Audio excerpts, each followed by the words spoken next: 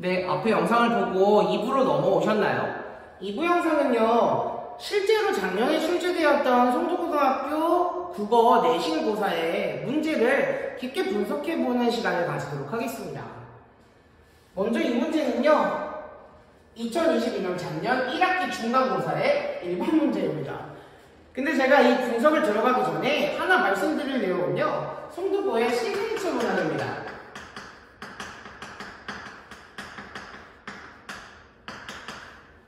이거는 송도고에 들어간 아이들 처음으로 시험을 보면은 바로 알 수 있는 내용인데, 바로 모두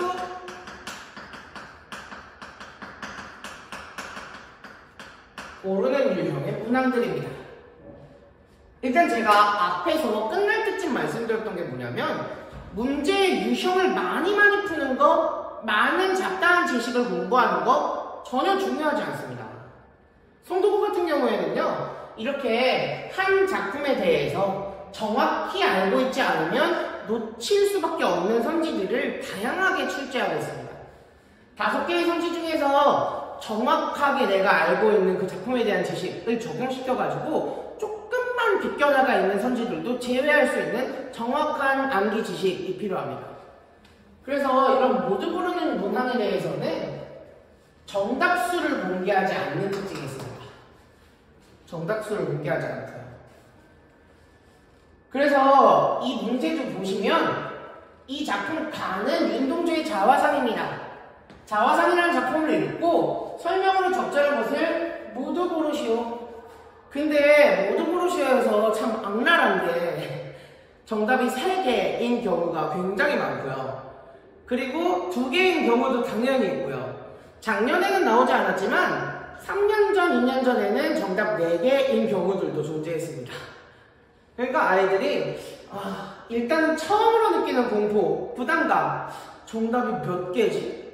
내가 속은 게 있지 않을까? 라는 불안감. 이런 불안감을 극복하는 방법은요, 그 작품에 대해서 모르는 것 없이 꼼꼼하게 공부하는 법밖에 없습니다. 네, 그래서 그런 꼼꼼한 공부를 가능하게 하는데, 저희 학원에서 제공하는 매시간 보는 리뷰 테스트 같은 걸 통해서 계속적인 복습이 필요하다는 건데요. 어쨌든 이 문제를 봤을 때 이 문제의 정답은 1, 4, 5가 되겠는데요. 실제로 아이들이 가장 많이 못 골랐던 게 적절한 거 모두 고르는 거여서 1번, 5번은 잘 골랐었습니다. 근데 이 친구도 이거 실제로 저한테 시험지를 갖다 준 친구도 1번, 5번을 골랐는데 4번을 고를까 말까를 고민하다가 결국 답지를 제출할 때에는 1, 4, 5를 체크해서 내가지고 정답을 맞췄던 친구입니다. 근데 4번은 뭐냐면, 우물은 자아성찰의 매개체로서 화자는 우물을 통해 내적 갈등을 해소했냐? 라고 물어보는 부분이에요. 근데 여기서 우리가 기본적으로 알고 공부하고 들어가야 되는 거는 내적 갈등이 뭔지를 알아야 된다는 거고요. 문학에서 주인공 혹은 인물이 보여주는 갈등의 종류에 대해서 정확하게 알아야 된다는 거고요. 그리고 갈등이 해소됐다라는 게 의미하는 게 뭔지를 봐야 된다는 거예요. 그래서 이 작품에서는요, 이 마지막 연, 우물 속에 달이 밝고 구름이 흐르고 하늘이 펼치고 파란 바람이 불고 가을이 있고 라는 것은 이 2번째 연에도 똑같이 나오는 내용이에요. 화자가 처한 상황, 화자가 놓여있는 상황에 대한 묘사였던 거죠. 그런데 플러스 알파로 이 니음이라는 부분이 마지막 편에 붙어 있습니다. 추억처럼 사나이가 있습니다. 추억이라는 시어의 상징성 의미를 파악했을 때 화자가 가지고 있던 내적 갈등이 긍정적인 방향으로 해소되었다라고 정확하게 판단을 할 수 있어야 된다는 것이죠. 그래서 이 부분이 실제로 4번을 안 고르고 1, 5만 골라서 틀렸던 학생이 정말 많습니다. 그리고 약간 저는 개인적으로 이 송도고등학교 국어의 쓴맛을 한번 보여주겠다 라는 의미로 학생들이 송도고등학교에 들어와서 처음 보는 국어에서 1번 문제로 시그니처 문항을 냈다는 게 조금 좀 헉스러운 부분 중에 하나였습니다. 문학에서 대표 유형으로 나온 문제를 하나 봤고요. 그리고 2번째는요, 이거는 조금 당시에 논란이 있었던 문제 중에 하나입니다. 당시에 논란이 있었던 문제를 가지고 왔는데, 일단 문법 문제입니다. 문법 문제인데, 얘도 역시나 이 시그니처 문항에서 고난도일 때는 이 시그니처 유형을 씁니다. 여기를 보면요, 모두 고르는데 몇 개인지 안 알려줍니다. 몇 개인지 안 알려주고, 그래서 맞는 것을 모두 고르시오 이런 식으로 얘기를 해가지고 몇 개인지 안 알려주고 맞는 걸 모두 골라라 라고 했는데, 제가 아까 일부에서는 그렇게 말씀드렸어요. 문항에서 이의가 제기되지 않도록 최대한 오류를 줄이는 방향으로 선생님들이 출제를 하고 계시다고요. 그런데 애석하게도 이 OB 부분에서는 살짝의 오류를 발견을 했었습니다. 그래서 이것 때문에 학생들이 모여가지고 좀 오류에 대해서 정정해 주실 수 없느냐, 복수 정답을 인정해 주실 수 없느냐 라고 주장을 했는데 결국은 받아들여지지 않았습니다. 근데 그것도 사실 근거 없이 받아들이지 않은 부분은 아니었어요. 왜였냐면요, 직접 인용 표현이 너 내일 여기에 올 거야 이 표현을 내가 오늘도 거기에 갈 거냐 라고 바꿨는데, 여기서 이제 출제 의도는 뭐냐면 너를 내가 대명사들을 제대로 바꿨느냐를 물어본 것이고요. 그리고 내일, 오늘, 이게 인용문이랑 인용절이랑 원래 문장이랑 시제를 잘 맞췄느냐를 물어본 거고요. 그리고 여기를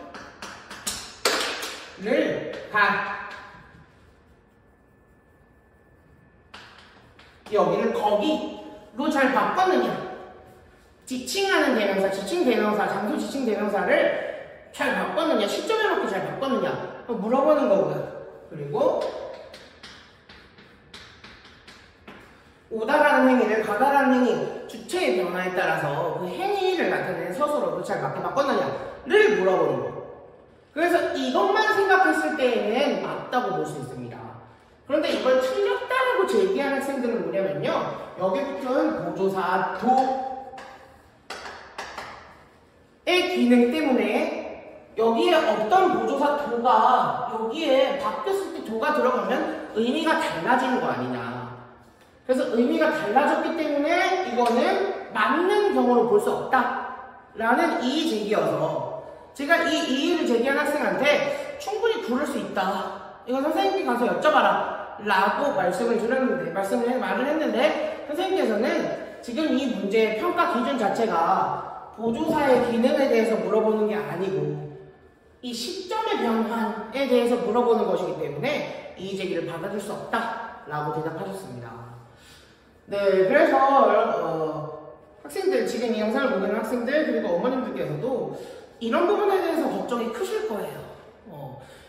내가 분명히 공부를 열심히 해가지고 더 되게 열심히 공부를 해서 다른 아이들이 모르는 부분까지 신경 써서 풀었다 이겁니다.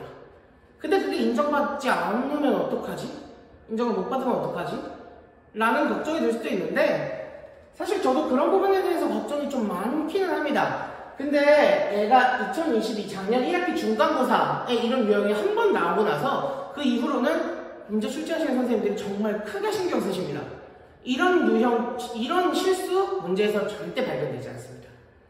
이제는 발견되지 않으니까 정말 학교에서 알려주는 그 내용 그 자체, 학교 프린트 그 자체, 교과서와 자습서 그 자체, 학교에서 이 부분 낼 거다 라는 그 자체에 대해서 집중적으로 공부를 한다면 뭐 틀릴 내용 그렇게 많지 않습니다.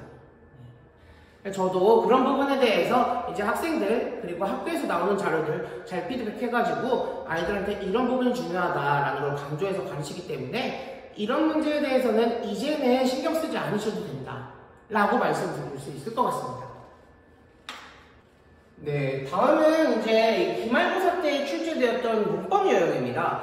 이 부분은 사실상 문제가 나오는 것도 그렇지만, 문제에 나오는 유형도 그렇지만, 저희 학원에서 이런 제가 학생들한테 시험 대비를 위해서 어떤 식으로 준비를 시키는지 보여드리고자 이런 자료를 가지고 와봤어요. 실제로 출제된 문제는요, 기억과 DNA의 사례를 적절하지 않은 것을 골라라 라는 문제였는데요. 역시나 모두 고르시오죠. 역시나 어려운 문제는 시그니처 유형으로 내고 있습니다. 기억은 손우리말로 된 합성어, 그리고 니은은 손우리말과 함자어로 된 합성어. 제가 이 부분에 대해서는 여기다 자료를 첨가하지는 않았습니다만 여기 나오는 방, 전세, 그리고 집 이거 정말 많이 강조합니다. 정말 많이 강조하고 그리고 이런 식으로 제가 나눠주는 추가 프린트에 필수 암기 라는 식으로 이거 무조건 시험에 나오니까 이 부분은 헷갈림 포인트이기 때문에 출제하는 사람 입장에서 이걸 안 내고는 베길 수가 없다 라는 것들 필수 암기로 집어넣어서 넣어줍니다. 그래서 이 사이소리에서는 를 안 낼 수가 없다. 그래서 이 플러스 몸으로 합성이 되었을 때에는 실제로 발음이 니은만 들어가서 니은이 중간에 들어가는 사이소리여서 얘가 실제로 잇몸으로 사이소리 들어가는 거고요. 아랫니 같은 경우에는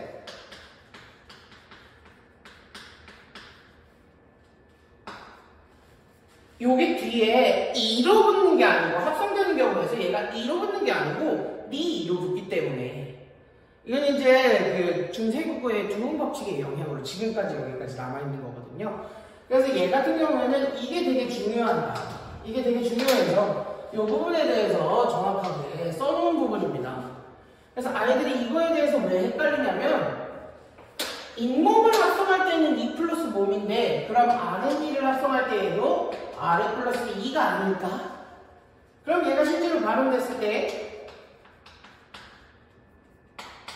아래 이 해서 아랫니로 니은이 들어가는 경우가 아닐까? 라고 헷갈리거든요. 근데 여기서 보면은 니은 소리가 덧나는 경우와 니은 소리가 덧나는 경우는 다른 경우로 분류합니다. 그렇기 때문에 여기서 실제로 출제된 게 아랫니가 어디에 속하느냐. 그래서 뒷말의 첫 소리 앞에서 니은이 덧난다 라고 오답을 유도했습니다. 네, 그런 부분에 대해서 확실히 대비할 수 있도록 추가로 제공되는 프린트 그리고 매주 보는 리뷰 테스트를 통해서 정확하게 오답에 대해서 오답이 나오지 않도록 대비하고 있다는 것도 알려드려요. 그리고 이것도 기말고사의 중생문법 문제인데요. 중생문법 같은 경우에는 많은 학생들이 굉장히 힘들어합니다. 준비하기도 힘들어하고 중생문법이라는 게 현대국어에서 전혀 사용하지 않다 보기 때문에 만약에 이것처럼 처음 보는 문장 구조, 처음 보는 문장들이 나왔을 때 굉장히 많이 당황하게 됩니다. 그리고 현대국어에서 높임법도 잘 모르겠는데 중세국어에서 높임법이 나와버리면 아이들이 정말 어이없게 틀려고 합니다. 근데 중세국어에서도 문제에 자주 벤출되는 높임법 구조를 가진 문장들은 거의 정해져 있습니다. 그래서 제가 중세국어 대비를 위해서 미리 줬던 문제입니다. 채녀의 태자를 끌어 앉아봐 부인께 내셔오니 이 문장을 주고요. 그리고 문제에서 이렇게 설명했습니다. 여기 나오는 선음어원이 잡 그리고 특수어휘 네이션 그리고 격조사 이를 통해서 모두 객체인 부인을 높이고 있다 라는 오답을 준 거죠. 근데 얘는 문장 구조를 봤을 때 채녀가 태자를 끌어안자와 에서는 여기 있는 답은 태자를 높이고 있는 것이고 그리고 이는 부인을 높이고 있는 것이고 못이다는 태자를 높이고 있는 것이다 라고 해답을 해줬던 문제예요. 근데 이게 실제로 나왔던 거 보면은 거의 똑같은 서술이 실제로 출제됐습니다. 중세국어에서는 메셔를, 현대국어에서는 모셔를 사용해서 객체인 부인을 높이고 있다. 근데 제가 미리 알려줬던 부분이죠. 메셔는 태자를 높인다고요. 메셔는 부인을 높이는 게 아니고 태자를 높이는 거다 라고 미리 얘기를 해줬던 부분이어서 많은 아이들이 어려웠던 문제였지만 그래도 잘 맞췄다 라고 말씀드릴 수 있는데요. 그래서 이런 걸 통해서 말씀드리는 건 뭐냐면 나올 만한 문제, 아무리 어려운 문제라도 나올 만한 문제는 솔직히 저도 문제를 매번 출제하는 입장에서 이 문제는 내면 애들이 어려워하겠네 라는 것들은 감이 옵니다. 그런 점에 있어서 저희는 매주 수업 시간이 정규 수업은 3시간씩 이루어지고 있어요. 근데 그 중에서 시작할 때 한 30분? 20분에서 30분 정도를 매주 리뷰 테스트에 할애하고 있습니다. 그거에 대해서 너무 긴 시간이 아니냐라고 생각할 수도 있는데 확실히 가치가 있다고 생각됩니다. 리뷰 테스트는 저 같은 경우에는 실제로 매주 냅니다. 매주 그 아이들이 그 전주에 수업할 때 반응을 보고 이 부분 애들이 모르네 라는 부분에 대해서 집중적으로 문제를 만들어서 냅니다. 그리고 아까 계속해서 말씀드렸듯이 송도구의 시그니처 문항은요, 작품에 대해서 내가 정확히 서술할 정도의 지식이 없다면 틀립니다. 그렇기 때문에 이런 식으로 밑줄 친 나무다리의 상징성에 대해 네가 아는 대로 설명해봐 라고 빈칸을 크게 주고요. 그리고 윗글에 나타난 아버지의 생각과 일치하지 않는 것을 모두 골라봐 라고 하면서 여러 가지 선지를 제가 직접 만들어서 줍니다. 네, 그런 식으로 요 중에서 이거 뭐 맞는지, 그리고 만약에 이 문제 틀리잖아요. 틀리면은 제가 여기다가 피드백을 달아줍니다. 만약에 3번을 찍었는데 3번 이러이러합니다 라고 했는데 이거 틀렸으면 이 부분에서 네가 왜 그렇게 생각했는지 한번 나한테 대답해봐 라는 식으로 피드백을 시킵니다.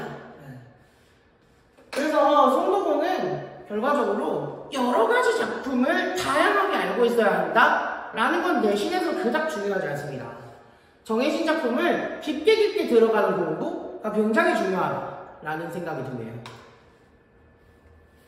그래서 이렇게 2부도 거의 끝이 나가는데 제가 아이들한테 항상 하는 말이 있습니다. 시험 기간이 됐을 때도 그렇고 특히나 방학 기간, 지금 기간에 많이 하는 말인데 항상 열심히 한다?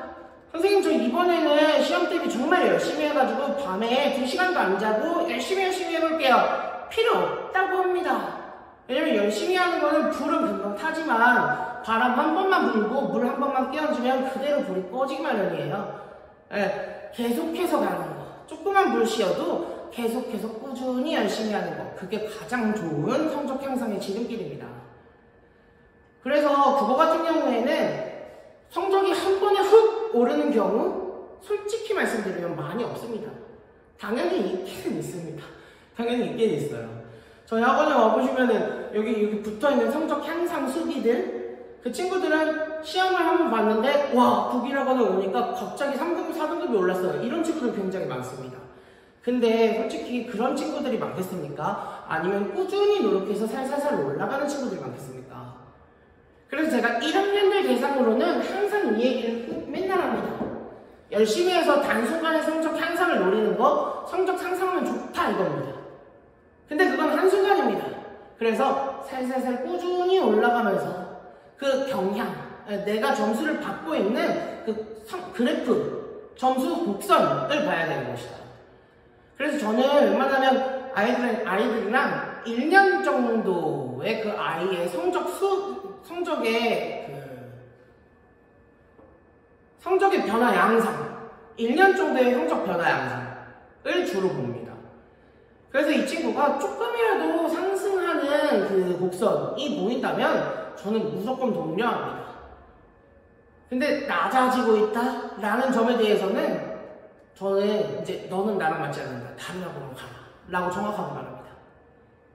네, 그런 점에서는 1등급으로 가기 위한 게 당연히 멀어 보이겠지만 제가 하는 방식대로 따라온다면 결코 멀게만 느껴지진 않을 거라는 생각이 드네요. 그래서 이렇게 2부도 영상을 마치게 되겠습니다. 지금까지 좀 긴 이야기였지만 들어주셔서 감사하고요. 더 자세한 얘기가 듣고 싶으시다면, 그리고 좀 자세한 상담이 필요하시다면 언제든지 저희 학원으로 문의 연락 주시기 바랍니다. 지금까지 들어주셔서 감사해요. 감사합니다.